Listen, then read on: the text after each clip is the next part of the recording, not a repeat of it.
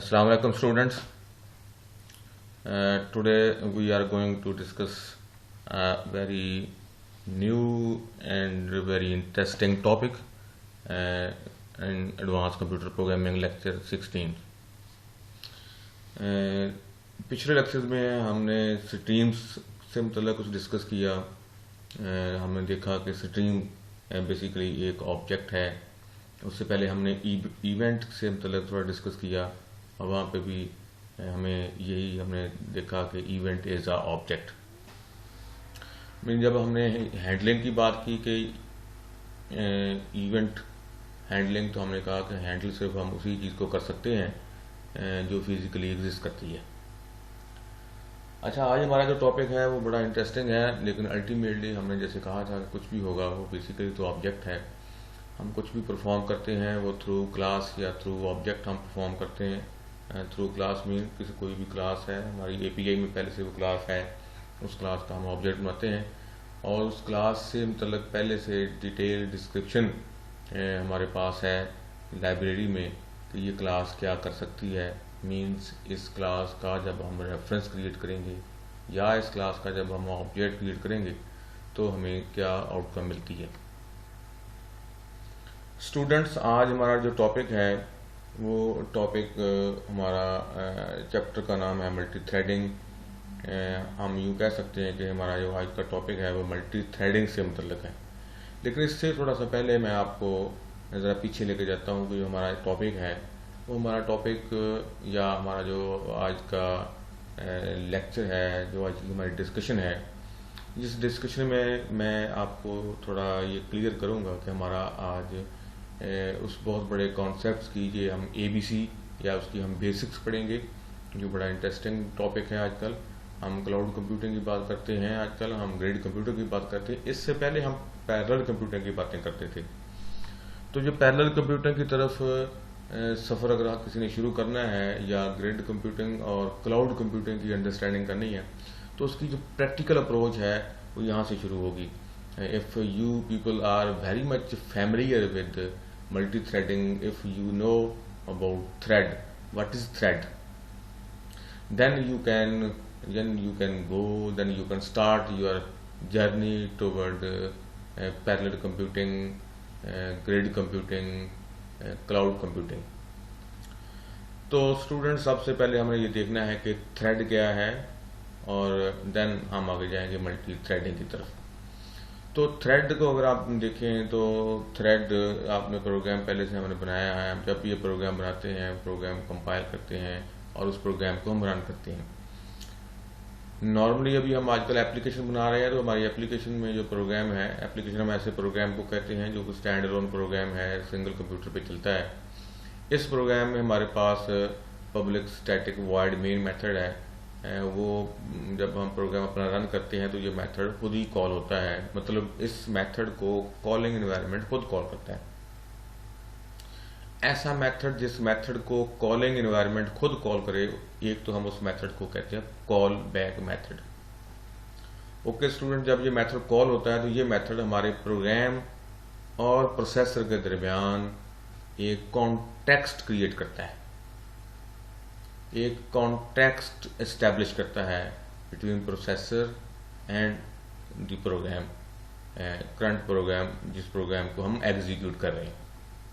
अच्छा, अगर देखा जाए तो ये जो कॉन्टेक्स्ट है, इस कॉन्टेक्स्ट को भी मैं एक पाथ कह सकता हूँ कि एक पाथ क्रिएट होता है जिस पाथ के थ्रू हमारा डेटा प्रोसेसर तक पहुँचता है, देन प्रोसेसर उस डेटे को प्रोसेस करता है।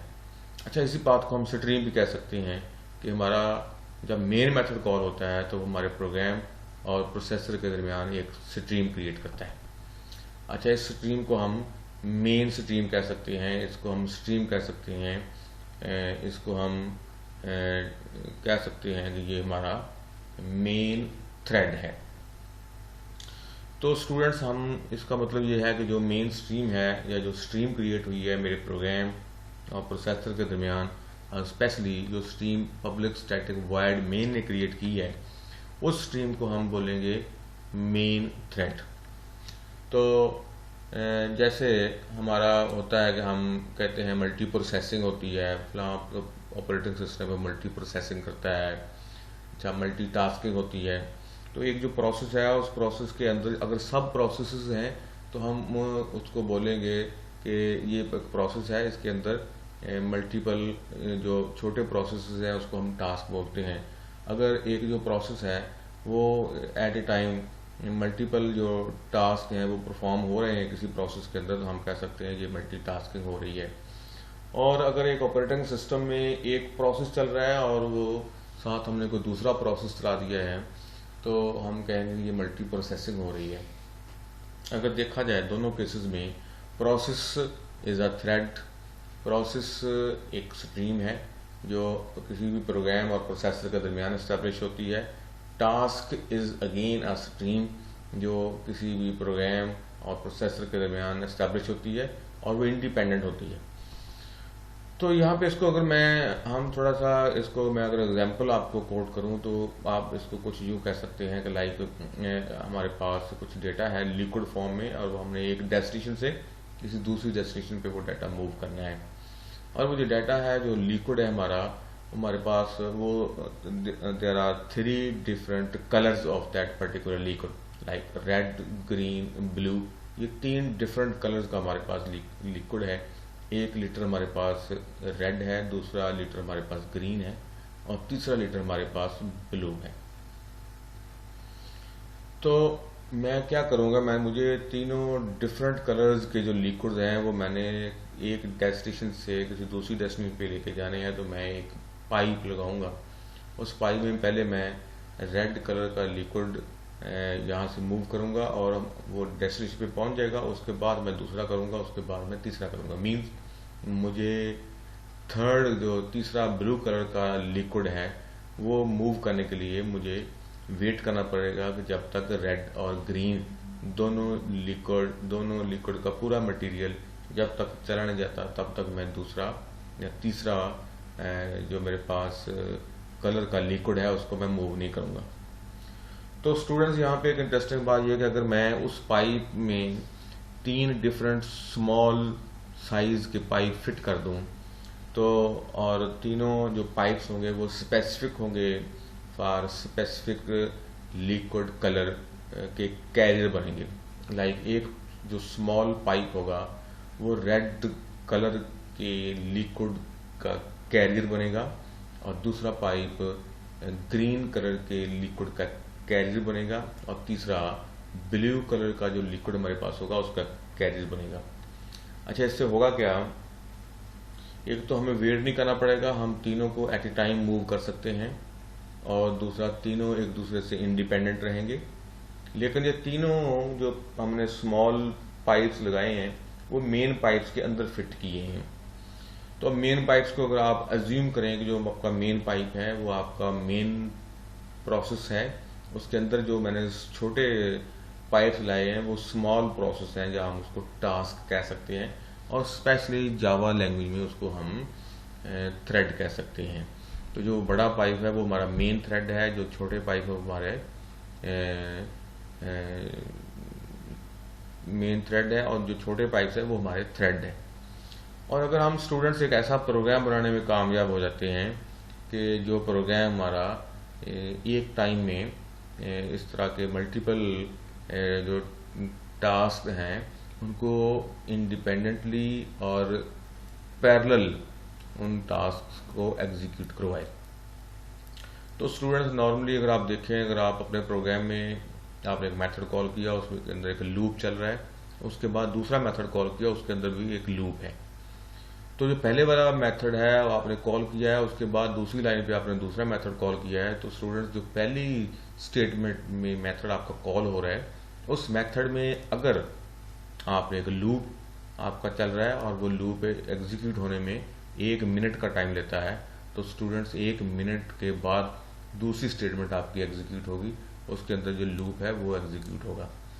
लेकिन अगर हम इस तरह से कामयाब होते हैं कि जो दोनों आपके मेथड्स हैं वो दोनों मेथड डिफरेंट थ्रेड्स के अंदर अगर वो एग्जीक्यूट हों तो दोनों मेथड्स 1 मिनट में ही एग्जीक्यूट हो जाएंगे। तो स्टूडेंट्स मल्टी टास्किंग का या मल्टी थ्रेडिंग का दूसरा बेनिफिट हमें ये होता है कि हमारा प्रोग्राम एट ए टाइम एक से ज़्यादा रिक्वेस्ट भेजता है प्रोसेसर के पास।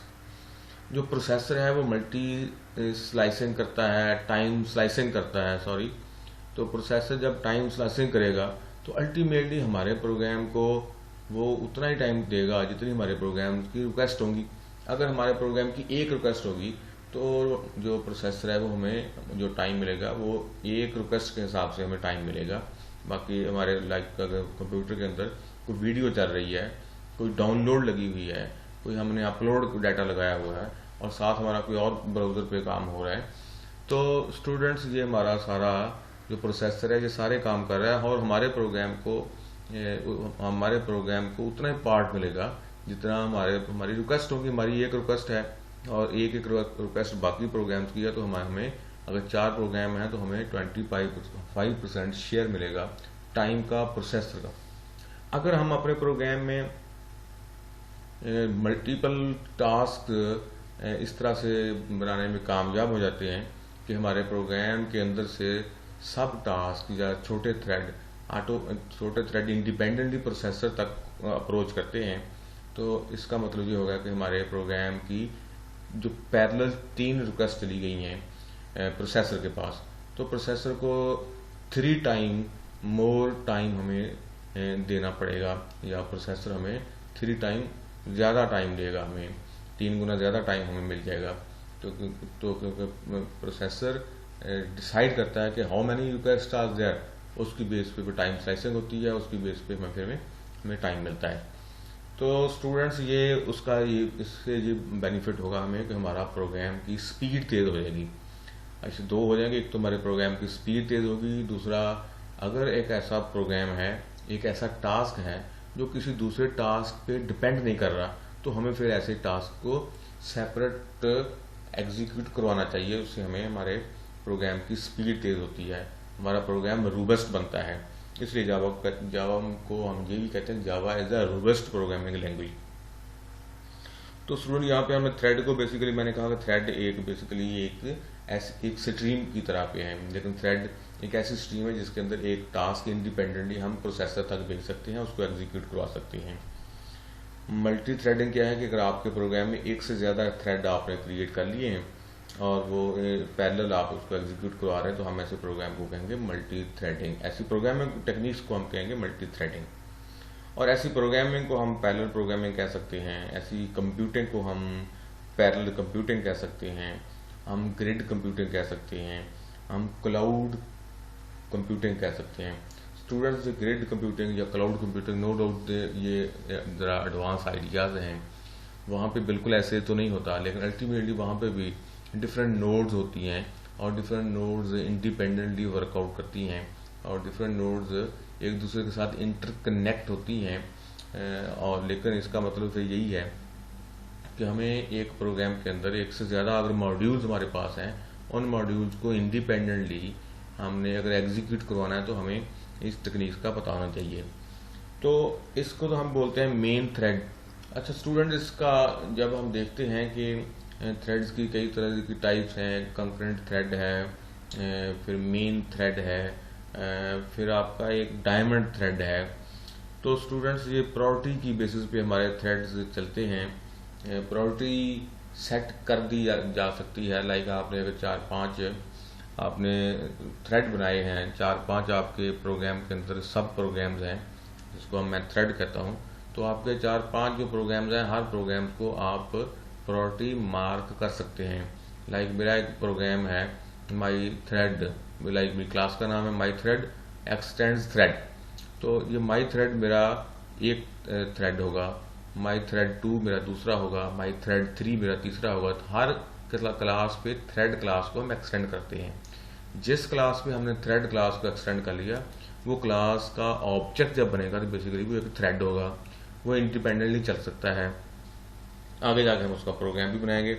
तो स्टूडेंट ये दूसरी स्लाइड में मैंने इसकी ज़रा डेफिनेशन लिखी है, वो आप देख सकते हैं। प्लस आप जो हमारी बुक है उस बुक के अंदर जो आप देख सकते हैं कि जाके वहाँ पे मल्टी थ्रेडिंग के नाम से एक चैप्टर है, वो चैप्टर आपने पढ़ना है। तो थ्रेड कैसे बनेगा, किसी भी क्लास पे थ्रेड क्लास को हम एक्सटेंड करते हैं, या किसी भी क्लास पे हम एक इंटरफेस है रनेबल, उसको हम इम्प्लीमेंट करते हैं। तो स्टूडेंट ये बात दोनों तकरीबन सेम है। अगर आपके पास एक ऐसी क्लास है जिस पे आपने ऑलरेडी एक क्लास को एक्सटेंड किया हुआ है और उसको आपने थ्रेड बनाना है, तो फिर वहाँ पे आप इंटरफेस को इम्प्लीमेंट करेंगे। क्योंकि स्टूडेंट्स आपको पता है कि हमारे यहाँ पे जावा में मल्टी लेवल हायरार्की मैकेनिज्म है, मल्टीपल इनहेरिटेंस नहीं है। मींस एक क्लास पे एट ए टाइम हम एक क्लास को ही एक्सटेंड कर सकते हैं। अगर आपने दूसरा कुछ डाटा एक्सटेंड करना है, आपके पास कोई और मॉड्यूल है, then that can be a interface. तो ये डेफिनेशन आप देख लेगा, thread is the unit of execution within a process. Process मैंने किसको कहा, प्रोसेस आपका है वो जिसको मैं मेन थ्रेड कहता हूँ। Public static void main method जब कॉल होता है तो वो प्रोसेस क्रिएट करता है। प्रोसेस क्या है, वो पाथ जो हमारे प्रोग्राम और प्रोसेसर के दरमियान एस्टैब्लिश होता है, उस पाथ को हम प्रोसेस कहते हैं। वो पाथ जो हमारे प्रोग्राम और प्रोसेसर के दरमियान एस्टैब्लिश होता है उसको हम एग्जीक्यूशन कॉन्टेक्स्ट भी कहते हैं। तो स्टूडेंट्स, एग्जीक्यूशन कॉन्टेक्स्ट, प्रोसेस या मेन थ्रेड, ये तीनों एक ही चीज़ के नाम हैं। ये तीनों एक ही जो फिनोमेना डेवलप होता है उसी को तीन नाम दिए हुए हैं। When a process starts, it is assigned memory and resources. Each thread in the process share that memory and resources. तो स्टूडेंट, जो मेन थ्रेड हमारा है उसने जो मेमोरी और सोर्सेज आपके सिस्टम से ले लिए हैं, तो जो सब थ्रेड्स हैं वो उन्हीं रिसोर्सेज को शेयर करते हैं। In single threaded process the process contains one thread. Ultimately उसको वो फिर वन थ्रेड होगा और उसमें उसी को हम मेन थ्रेड भी कहते हैं। मल्टी थ्रेडिंग क्या है? Multi threading in Java is a process of executing two or more than two threads simultaneously to maximum utilisation of CPU. जो मैंने आपको पहले बात की है कि टाइम स्लाइसिंग, अगर हम अपने प्रोग्राम को अपने सीपीयू का, अपने प्रोसेसर का ज़्यादा टाइम दिलवाना चाहते हैं, हम ये चाहते हैं कि जो सीपीयू है या जो प्रोसेसर है वो मेरे प्रोग्राम को मैक्सिमम टाइम दे, तो उसके लिए हमें अपने प्रोग्राम की एक से ज़्यादा पैरेलल रिक्वेस्ट जनरेट करना पड़ेंगी, तो हमें ज़्यादा टाइम मिल जाएगा। Multi threaded application execute two or more threads run concurrently, hence it is also known as concurrency in Java. Each thread runs parallel to each other. ये बात में पहले हम कर चुके हैं, तो यहाँ पे लिखी मैंने इसलिए है कि आपको थोड़ा ये भी अंदाज़ा हो जाए कि एक जो टेक्निकल राइटिंग है बुक्स के अंदर और हमने जो बात की है वो बात इसके साथ उसको हम मैप कर सकें। डायमंड थ्रेड इन जावा, तो स्टूडेंट्स डायमंड थ्रेड एक ऐसा थ्रेड है। अच्छा, जावा में गार्बेज कलेक्शन हम खुद नहीं करते। गार्बेज कलेक्शन क्या है कि ऐसे रिसोर्सेज हमारे प्रोग्राम के अंदर जो हम क्रिएट करते हैं उसके बाद उनको फ्री करना कंपलसरी होता है, अदरवाइज हमारी मेमोरी पे उसका लोड बनता रहता है और हमारा प्रोग्राम एक टाइम आता है कि हमारा प्रोग्राम स्लो हो जाता है। तो पिछली जो प्रोग्रामिंग लैंग्वेज थी, पुरानी प्रोग्रामिंग लैंग्वेज जैसे C++ है, तो वहाँ पे आप खुद से ऑब्जेक्ट क्रिएट करते थे और उस ऑब्जेक्ट को फिर आप डिलीट करते थे जब उसकी ज़रूरत नहीं होती थी। इट मीन्स एक प्रोग्रामर को, एक डेवलपर को इंटेलिजेंटली ये इस चीज़ को कंसीडर करना होता था कि आपने कौन से रिसोर्सेज क्रिएट किए हैं, उसके बाद कौन से रिसोर्सेज हैं जिनका फर्दर आपकी एप्लीकेशन में यूज़ नहीं है, तो उनको फिर आपने किल करना या उनको आप क्लोज करना होता है उन सोर्सेज को। तो जावा ये काम खुद करता है। जावा में हमने कुछ नहीं करना, हमने अपना प्रोग्राम बनाना है, हमें इस बात की केयर नहीं करनी कि कौन से रिसोर्सेज यूज़ नहीं हो रहे हैं फर्दर जाके। तो जावा इस चीज़ को की खुद केयर करता है। तो हमारे जो मेन थ्रेड हमारा चलता है, मेन थ्रेड हमारा कौन सा है? Public static void main method जब कॉल होता है तो उसको हम कहते हैं कि ये मेन थ्रेड है हमारा। अच्छा, इसकी बैक पे एक साइलेंटली एक थ्रेड चलता है जिसकी प्रायोरिटी बहुत लो होती है, मतलब उसकी प्रायोरिटी ऐसे नहीं होती कि प्रोसेसर सबसे पहले उसको टाइम दे। उसको टाइम तब मिलेगा जब प्रोसेसर फ्री होगा, तो उसको टाइम दे देगा। उसका काम क्या है? जो ऑब्जेक्ट आपने क्रिएट किया है उस ऑब्जेक्ट ने अपनी परफॉर्मेंस या उसकी अपनी फंक्शनैलिटी या उसकी जो जॉब थी उसने वो जॉब अपनी फिनिश किया उस ऑब्जेक्ट ने। अब फर्दर वो देख लेगा ऑटोमेटिकली डायमंड थ्रेड जो बैक एंड पे चल रहा है कि क्या इसकी फर्दर कोई जॉब है। अगर फर्दर उसकी कोई जॉब नहीं है तो उस ऑब्जेक्ट को मेमोरी से रिलीज कर देगा, उसको मेमोरी से फ्री कर देगा। तो उस थ्रेड को हम, जो बैक एंड पे थ्रेड चल रहा है आपका, उस थ्रेड को हम बोलते हैं डायमंड थ्रेड। तो स्टूडेंट्स ये उसकी डेफिनेशन लिखी हुई है, is a low priority thread that run in background to perform task such as garbage collection properties. They cannot prevent the JVM from existing when all the user threads finish their execution. तो students ये हमारा थोड़ा introduction था। हमने देखा कि thread क्या है, मल्टी थ्रेडिंग क्या होती है, मल्टी थ्रेडिंग एक टेक्निक है, थ्रेड क्रिएट कैसे करते हैं, एक हमारी लाइब्रेरी है हमें वो सपोर्ट करती है। लाइब्रेरी के अंदर थ्रेड नाम की क्लास है, java.lang पैकेज के अंदर एक इंटरफेस भी है। इंटरफेस हम कब यूज करते हैं वो भी हमने देखा। तो स्टूडेंट्स आज के लिए बस इतना ही है, और इस पे आप इसको बुक स्टडी करें और अपना प्रोग्राम एग्जाम्पल्स देखें। नेक्स्ट लेक्चर में मैं साथ आपको प्रोग्राम बना के डेमो भी दिखाऊंगा कि किस तरह से हम ऐसा प्रोग्राम बनाते हैं जो पैरेलल चलता है। तो हम एक प्रोग्राम बनाएंगे जिसमें हम एक ऑब्जेक्ट बनाएंगे या एक क्लास बनाएंगे, उसके अंदर एक लूप चलाएंगे और उसके दो ऑब्जेक्ट क्रिएट करेंगे। जब दोनों ऑब्जेक्ट डिफरेंट ऑब्जेक्ट दोनों होंगे तो वो बेसिकली दो ऑब्जेक्ट जो होंगे दो डिफरेंट थ्रेड होंगे, उनके अंदर जो डाटा होगा वो इंडिपेंडेंटली एग्जीक्यूट होगा। तो वो हम प्रोग्राम में करके दिखाएंगे। तो आज के लिए इतना ही, अपना ख्याल रखिए। थैंक यू, अल्लाह हाफिज़।